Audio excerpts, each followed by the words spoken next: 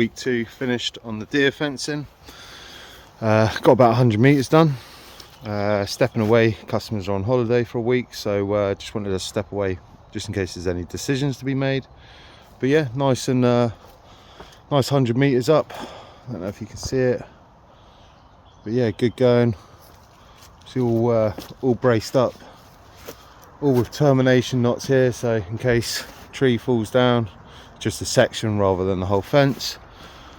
Obviously everything knotted up, but yeah, cracking on. Away for another week on a job, and then we'll be back here to finish off in a couple of weeks. So good progress. Check out the how-to in another week or two's time.